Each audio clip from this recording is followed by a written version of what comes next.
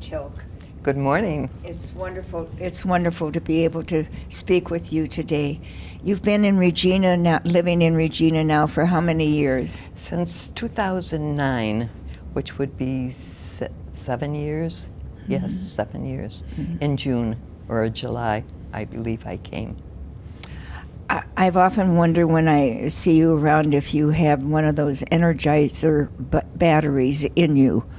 I wish I did. Well, it appears at 86 you still do. Exactly what is your volunteer ministry these days? Well, I work a couple of mornings in information office.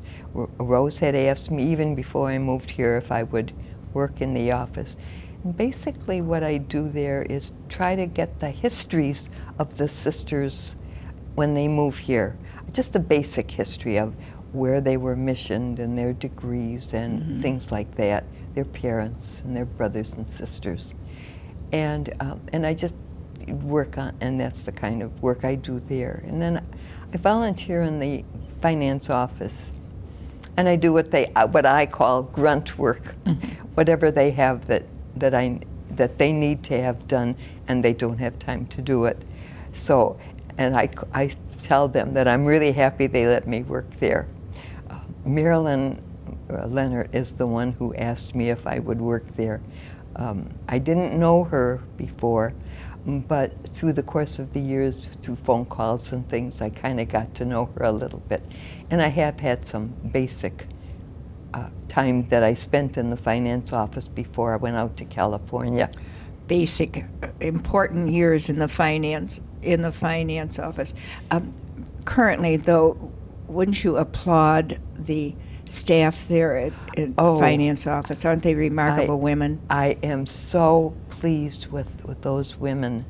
And Sarah did such a great job during chapter in explaining everything. I'm in awe at what they do. Mm-hmm. Amen. Now, the thing that I remember most about you, Shirley, is that you became the first Adrian Dominican sister with a degree in computer science. Am I not right? I don't know if I was the first Adrian Dominican sister that got a degree in computer science, but the community asked me to study computer science, and when I went to Dayton University, I was just going to go there for a year. They told me that they were putting in a master's program in computer science and offered to let me be, even though I was taking the classes that all the underclassmen were taking, they said that if I did a little more work in each class, they could give me a master's degree in computer science. But that was in an era where I didn't even know the word computer. I know it. What year was that? 1971 is when they asked me to study. Aye. And it was a fortunate time for me. I had been at Hope and Dominican. The school closed, and I was feeling sad, and I was thinking about what would be my next mission, or what would I do next. And this kind of opened up, and so. And what was life like? Did you live by yourself in Dayton? In Dayton, I went in 1971. I went in the summertime, and I was able to live in the dormitory. But when the fall semester started, the university told me that I couldn't stay there. They needed the dormitories for the underclassmen. So I found the Charity Sisters in Dayton that had a school, and it wasn't too far from the university, and I asked them if I could live with them, and they were so gracious. They were just, and absolutely, there were two of us. There was another sister from another community, and the two of us lived with the Charities. You had never dreamt of studying the computer. How did that come about? Were you invited or appointed? I don't know, but the year before 1970, there was an NSF, National Science Foundation, grant offered for the summertime. Would be like a 4-week program for free. And I applied for it. I don't know why. I guess I wasn't, assigned to anything for that summer. And I got it. And it was out in Kansas City, Missouri, I believe, Rockhurst College. So I went for 4 weeks, and so I had a tiny little smattering. But when the community asked me to study, I actually went downtown in Cleveland to take a test to see if I was qualified. I did not want to spend the community's money studying and not have the qualifications. Oh, who specifically asked you, and why do you think that came about? Well, Madeline Collins was working in the office, and I'm not sure exactly. It wasn't the finance office, but it might have been information office or something. Didn't they have a data program? Not yet. No. Well, maybe she was starting something, and perhaps she suggested me. She taught me in high school. Oh, okay. And then Jean Burns, who was the administrator, asked me if I would do that. So it was like the council was asking me. How could I say no? Thank God you didn't. And so I am so grateful that was a wonderful experience. Indeed. Then you came from Dayton back to Then the mother intent house. was that I would come to Adrian and get our sisters' records, all 2,400 of them at that time, into the computer somehow. But computers were not anywhere but they are today.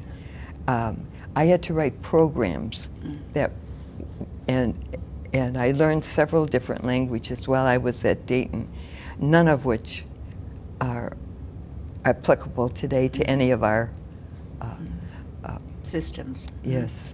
Yeah. Tell me this, were you in the finance office when the Social Security I was in focus the came about in our congregation? I don't know exactly when the law passed, but in 73 I finished, in 72 actually, I got a degree at the university. Took a little longer than a year. And when I came to Adrian, Catherine Noonan was the one who alerted everybody to the fact that a law was passed. Prior to then, religious people with vow of poverty were not allowed to join the Social Security program. And Catherine saw the Medicare portion of that and realized that if our sisters did not have Social Security, we would never have Medicare. Oh my. So the law was passed that allowed religious women to enter into because it was a fair System. number of people throughout the country. And the rules were very different from ordinary people. The congregation had to pay both employer and employee portion. In other words, whatever the taxes were. We only had to use certain prerequisites of our living that for the salaries. So the salaries were like $100 a month at the beginning. Mm-hmm. We didn't have to use medicine, and I forget some of the others. That was a huge decision, So was it not? it was a huge decision because I believe we paid over $1 million in back taxes once we got the thing online. But we had to get every information, of every sister and her Social Security number and all of that stuff. Plus, we could go back 5 years from when the law was written. So we went back to try to find sisters who had left the community prior to our going to see if they wanted to be covered. And some of them said yes, they were grateful. Oh my, how beautiful. Well, praise be to Sister Christopher Catherine Noonan. Yes. Yeah. Amazing woman. Yes. But that was an undertaking because we had to go back and put in a quarterly report for every sister. And I believe we went back to 68 or something like that. So you had first quarter of 1968, who earned, and all the hundreds of people, you know, the thousands of people that we had. The good thing about it was that the sisters who were older at that time, maybe 60 years old at that time, were eligible almost immediately for benefits. And we thought we would get our money back maybe by the early 90s. I believe we got it back maybe 10 years ahead of time with the benefits that we had from that. Major decision. This Absolutely. was after Vatican. This was after Vatican II. How long were you in the finance office, Shirley? I was only there from January of '73 to June of '74. I belonged to St. Catherine province of the congregation, and we had election for new leadership, and so I was elected to be the administrator of the province.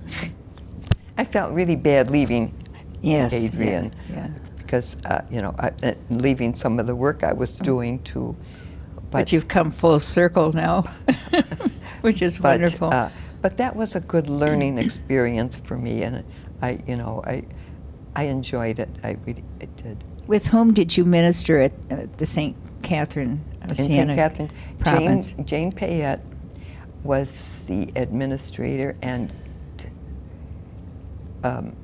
well, we had a couple of sets. One sister left the congregation who was provincial, co-provincial, and a second one resigned at the same time. So then Jane Payette said, I better resign too, because there were 3 co-provincials. And then when I thought I should resign too, but Rosemary told me that I was not a provincial, and I couldn't resign. You couldn't. It wasn't your privilege then. So then Anita Chiappetta and Jane Payette were both elected for the next 2 years. And did you live at Dominican High? I lived at Dominican for a year, and I met somebody who was kind of like a psychologist a year late after I had been there. And she looked at me and she said, you're not the same as you were last year. She said, I think you ought to move somewhere and not live where you're working. So I moved to St. Jude's Parish.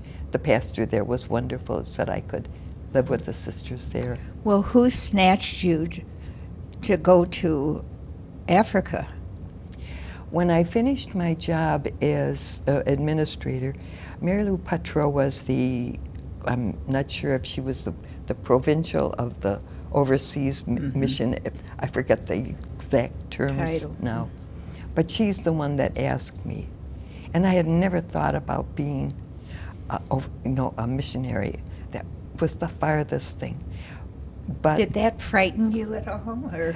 Well, I remember Carol Jean McDonald coming back from Africa and telling us what a wonderful experience it was.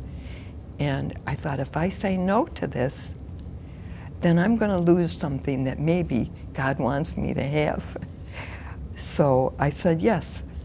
But I said I need some time for training. And I did go to several workshops.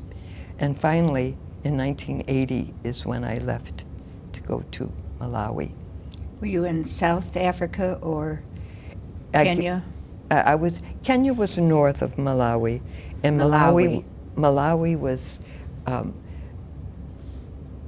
Uganda, I believe, was north of Malawi, but they were, almost in a line, those 3. And then, of course, South Africa was quite a bit lower, and there were a few other countries.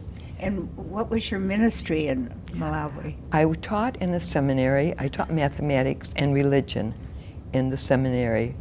The seminaries were very different in Malawi, or probably any of the third world countries.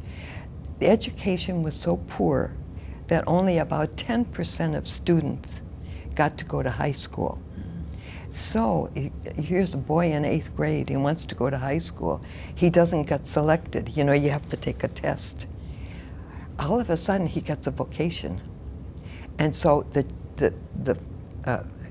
Seminary? Seminary didn't refuse people. So they let these, and I would say that out of, if let's say 50 came to be freshmen, probably 5 might end up actually being ordained.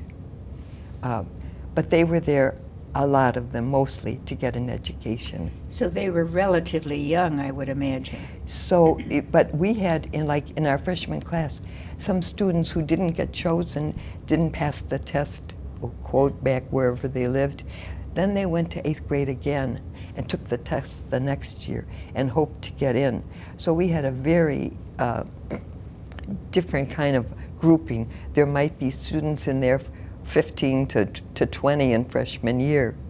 You know, the ones who got immediate one. Well, actually, I don't know all of what was happening, but I suspect that most of them were there just to get an education. Were there any Adrian Dominicans with you in Malawi? No, Carol Jean had been there, and I'm not sure she taught in the same place I did, but I lived with 2 sisters who were Great Bend Dominicans. Oh, how nice. And then right next door to us were 3 sisters who were Canadian sisters. I forget the order that they were. And we had a nice group of 6 people. We played cards every Sunday and shared and prayed together. And were there any of our sisters in Africa at that time? yes, Catherine Deutsch and Joan Mary Dwyer, and there was one other in Kenya. She's now deceased.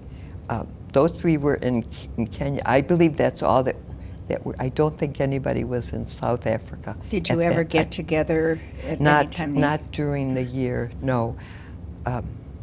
No, not. It was too hard to travel. Not the paved highways of the United States. Right, and we would never have, I don't think, have ventured out like that. At the time, yes. And I believe you were startled one day when you realized that you had a lump on your breast while you were in Africa, correct? Yes. Was that a frightening experience? Well, when we were when I was in the administration office, we had a woman come out and speak to our sisters and told us about lumps and told us what to expect. Self-examination. Self-examination, the whole bit.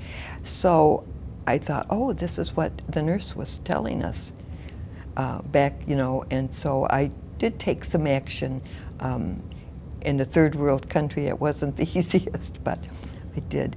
I got myself to a doctor and an obstetrician, and is that what I want to say? Is that she sent me to a surgeon, and I felt so fortunate because the doctor herself was a medical missionary sister from the United States, and the surgeon was another medical missionary sister, but she was from Europe. And I thought, how lucky can I get? Because somebody told me not to go to the doctors from the country itself. And so Magda was the surgeon. What a blessing. And so my life has just been so fortunate in ways like that, that if it had to come, there was somebody there. God took good care of me.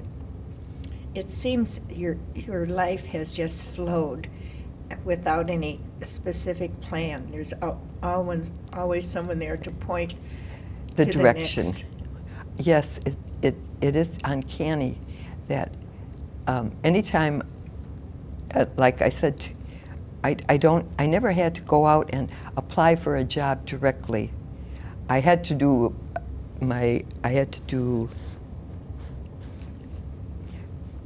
you know, when you make your when you write all your resume. The resume, yeah, couldn't think. I had to do my resume, and when I got different jobs, but I never had to go out and initially search for a job, and I count that as a blessing, because that's scary. Tell me this, did you have your surgery in Africa at that I time? had the lump removed in Africa, Mhm. and the tissue had to go to South Africa for the biopsy. So it took about a month, and when the report came back, my doctor sent a letter to the rector of the school. She didn't want to scare me, and he came over one evening and he gave me the letter and told me that I had cancer. So, but the people were so supportive and so helpful. Did you come back to the United States for this surgery? I came back. It was close to the end of a semester when I got the word. It was at the end of March. And I asked the rector if I could stay and give the exams and then have somebody take my place and then when the next semester started.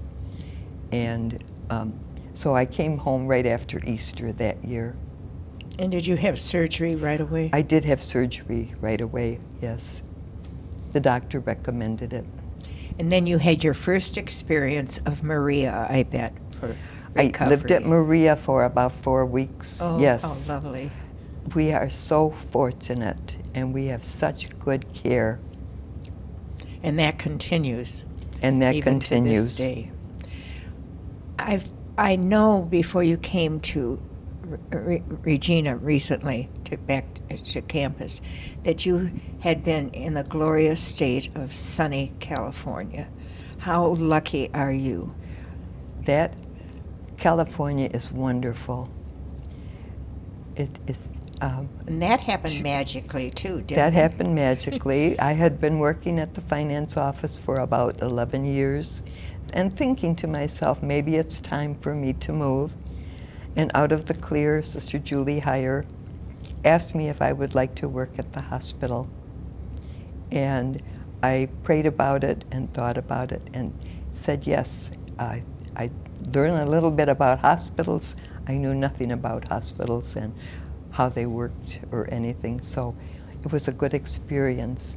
And when I went to California, it was wonderful because there was no place for me, and I was looking for a place like $300 a month, or something like that. And the closest I could find was maybe $1,200 a month, and I kept looking. But an apartment opened up in the Gulf Street group. It was a set of 12 apartments, and 9 of them had our sisters. 8 of them at that time, I think, had our sisters. And somebody moved out, and so I was able to move in. We had a wonderful community there. Many of the sisters there worked at the hospital, too. Well, that's wonderful. So you were there several years. And I was there from 1993 until, I left the hospital in 2007. Tell me this. I've never mentioned this so far, that your religious name was Joyce Edward. Yes. Now tell me how that came about. I have a sister who's deceased now, who was born just a year and a quarter before me, and her name was Joyce, and my dad's name was Edward. Her name was Joyce Marie, and I really wanted Joyce Marie as a name, but Joyce Edward was my second choice, and I think I was lucky to have gotten it because I think it made my dad proud. Well, your dad was very important to you in your life, wasn't he? My dad was very, yes. He was not orphaned. His mother died when he was 5. And now as I look back, and I don't think I thought about it so much as when I was a child, but he was so sensitive to all of us and to my mother that now when I look at it and say, where did Dad get that without having a mother, to train him? I don't know. But he was just such a loving guy. And we had a big family and all these little kids, and he must have. Well, Mother Hilda and Father Edward raised 15 children. How remarkable is that? And you have a sister I have who's a an sister in the Adrian- community. Yeah, and that was nice too because we could go on home visits together, and she got to go home a year early. I was jealous of her. She because Dorothy lives in the Detroit area, Right. doesn't she? Yes. And she was Sister David Ann, correct? She was Sister David Ann. My Yeah. father's second name was David. I'm not sure where she took the Ann from. Now, before we wind this beautiful interview up, Shirley, is there some sister, Adrian Dominican specifically, that had a strong influence in your life? Well, I would say a sister that was my principal at Hoban and who invited me to come back to Hoban that last year that I was there when the school closed was Sister Grace Ellen. And she was a wonderful principal, but she was also very personable in terms of each of us and looked at us as persons, not as a teacher or faculty member. And so I would say she, and also Sister Lorena, who left the community. I lived with her for just about 2 months, but she was one of the loveliest persons that I lived with also. I've heard more of our Yeah. sisters say that about Sister Lorena, yes. Yeah, but Grace Ellen, yes. I suspect that Grace Ellen was very affirming. She was, but she was also very straightforward, and you didn't get away with much. And you had to be honest with her. Is there one word you could use now to sum up your life? Or 2 words, or 3 words? I've been truly blessed by God. I believe everything happens for a reason, and God is trying to teach me something, and I just keep asking God, please teach me, please teach me and let me learn what it is that you want me to do and be. Well, I look upon you as a woman of wisdom, Shirley. And I know you have a lot, I'm very jealous, a lot of your crowd around here too, because I see you celebrating together. That's a blessing, isn't it? It is a blessing. We were a small crowd, so we clung to each other, just mainly for support when we were in the novitiate.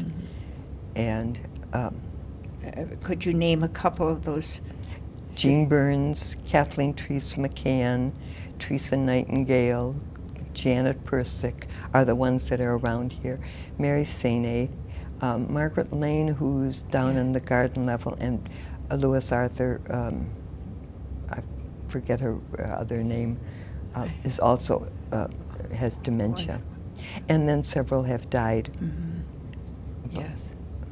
Well, God bless you, and thank you for your time here today. Well, it's been very nice Yes, being thank with you. God bless.